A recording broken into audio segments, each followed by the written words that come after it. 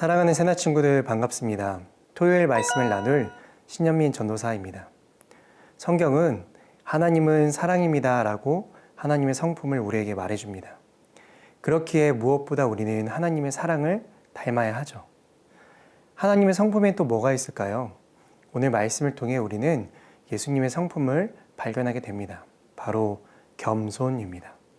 함께 본문 말씀을 읽어볼까요? 오늘의 주제는 왕의 겸손한 행진입니다. 오늘의 말씀은 마태복음 21장 1절에서 11절입니다. 그들이 예루살렘에 가까이 와서 올리브산 기슭에 있는 벳바게에 이르자 예수께서는 두 제자를 보내시며 그들에게 말씀하셨습니다. 너희는 저 건너편 마을로 가라. 거기에 가면 나귀 한 마리가 새끼 나귀와 함께 묶여 있을 것이다. 그 나귀들을 풀어서 내게로 끌고 와라.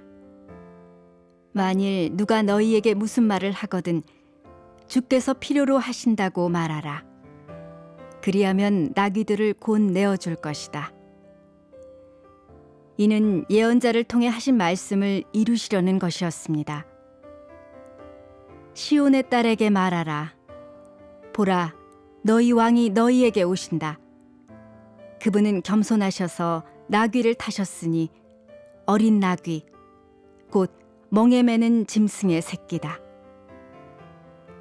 제자들은 가서 예수께서 시키신 대로 했습니다. 그들은 나귀와 새끼 나귀를 끌고 와서 그 등 위에 자기들의 겉옷을 얹었습니다. 그러자 예수께서 그 위에 앉으셨습니다. 큰 무리가 겉옷을 벗어 길에 폈고 어떤 사람들은 나뭇가지를 꺾어서 길에 깔기도 했습니다. 앞서가는 무리들과 뒤따라가는 무리들이 외쳤습니다. 다윗의 자손께 호산나, 주의 이름으로 오시는 분께 복이 있도다. 지극히 높은 곳에서 호산나. 예수께서 예루살렘에 들어가시자 온 성이 떠들썩해졌습니다. 사람들이 물었습니다. 이 사람이 누구요? 무리가 대답했습니다. 이분은 갈릴리 나사렛에서 오신 예언자 예수라오. 2절에서 4절 말씀을 함께 읽겠습니다. 그들에게 말씀하셨습니다. 너희는 저 건너편 마을로 가라. 거기에 가면 나귀 한 마리가 새끼 나귀와 함께 묶여 있을 것이다. 그 나귀들을 풀어서 내게로 끌고 와라. 만일 누가 너희에게 무슨 말을 하거든 주께서 필요로 하신다고 말하라. 그리하면 나귀들을 곧 내어줄 것이다. 이는 예언자를 통해 하신 말씀을 이루시려는 것이었습니다. 새끼 나귀를 데려오라고 제자들에게 말씀하시면서 이유를 묻는 자에게는 주께서 필요로 하신다라고 말하라 하셨습니다. 여기서 주는 모든 만물을 창조하시고 다스리시는 주인을 의미합니다. 그렇습니다. 예수님은 온 우주의 주인이시며 모든 만물을 다스리시는 통치자이시며 불가능이 없으신 능력의 하나님이십니다. 어떤 형용사를 다 붙여 말한다 해도 예수님의 위대하심을 다 설명할 수는 없습니다. 예수님은 진정한 하나님이십니다. 그런데 그런 예수님께서 왜 조촐한 새끼 나귀를 타고 왕의 길을 가셨을까요? 이어지는 5절 말씀은 스가랴 9장 9절과 이사야 62장 11절의 예언을 보여주고 있습니다. 즉, 예수님께서 새끼 나귀를 타신 이유는 구약의 예언을 이루시기 위함이었습니다. 또한 예언을 이루심으로 자신이 곧 메시아임을 스스로 증명해 보이신 것이죠. 그런데 놀라운 것은 예수님은 곧 하나님이시면서도 단 한순간도 이 땅에서 당신께서 원하시는 대로 행하신 적이 없으셨습니다. 오직 하나님의 말씀대로만 사셨죠. 모든 것을 할 수 있는 분이 당신의 뜻이 아닌 하나님의 뜻을 이루시기 위해 살아가셨고 모든 것을 뛰어넘는 분이 가장 천하고 낮은 인간의 몸으로 이 땅에 오셨습니다. 빌립보서는 이렇게 말을 합니다. 그분은 본래 하나님의 본체셨으나 하나님과 동등됨을 기득권으로 여기지 않으시고 오히려 자신을 비워 종의 형체를 가져 사람의 모양이 되셨습니다. 아멘.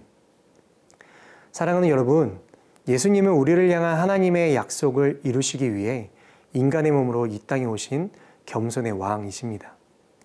이처럼 예수님을 따르는 제자들에게 요구되는 삶의 모습은 바로 겸손입니다.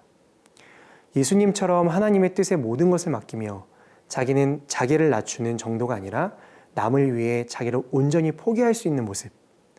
오늘 우리가 가져야 할 믿음의 모습인 것입니다.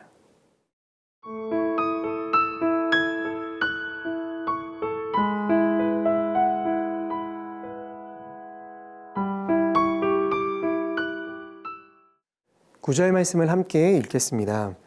앞서가는 무리들과 뒤따라가는 무리들이 외쳤습니다. 다윗의 자손께 호산나, 주의 이름으로 오시는 분께 복이 있도다. 지극히 높은 곳에서 호산나. 수많은 사람들이 앞과 뒤에서 나귀를 타신 예수님을 호위한 채 다윗의 자손께 호산나, 주의 이름으로 오시는 분께 복이 있도다. 지극히 높은 곳에서 호산나라고 외쳤습니다. 무리들은 예수님을 다윗의 자손과 주의 이름으로 오시는 이로 불렀습니다. 둘 다 메시아를 가리키는 말로 우리들이 예수님을 메시아로 인정했다라는 의미입니다. 그리고 호산나라는 말은 도와주소서, 구원하소서라는 뜻입니다. 즉 무리들은 마치 고난에 처한 백성들이 자기들의 왕에게 도움을 청하는 것처럼 한 것입니다. 이처럼 많은 무리가 예수님을 따르는 진정한 제자처럼 보였음에도 막상 그분의 십자가 죽음 앞에선 예수님과 함께한 사람들이 없었다는 것은 아이러니입니다. 그런데 문제는 오늘 우리의 모습도 이 무리들과 다르지 않을 수 있다는 것입니다. 통계를 보면 우리나라의 5분의 1이 자신의 종교를 기독교라고 적는다 합니다. 전 세계적으로는 지구 인구의 3분의 1이 기독교입니다. 다만 그 중에 참된 크리스천은 몇 명이나 될까요? 하나님만 아실 겁니다. 추측하건대 제가 말한 수보다는 적을 것 같습니다. 요한복음 6장을 보면 예수님께서 많은 기적을 보이셨던 현장에는 사람들이 넘치게 많았지만 정작 제자가 되라고 부르시는 곳에는 소수만 남아 있었습니다. 사랑하는 여러분, 우리가 진정으로 예수님을 따르는 제자가 되려면 날마다 자기 십자가를 지고 자신을 부인하며 예수님을 따라야 합니다. 혹여 예수님을 따르는 데 고난이 찾아오고 고통이 따른다 할지라도 예수님을 따라가길 소망합니다. 묵묵히 왕의 길을 겸손히 행진하셨던 그분처럼 오늘 우리도 삶의 자리에서 묵묵히 하나님의 뜻을 따르는 예수님의 제자들이 될 수 있기를 주님의 이름으로 축복합니다. 기도하겠습니다.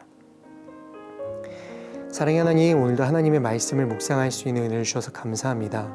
예수님이 보이셨던 겸손처럼 우리도 하나님의 뜻에 순종하며 온전한 겸손을 보이며 살아가는 하루 될 수 있도록 인도해 주세요. 예수님의 이름으로 기도합니다. 아멘.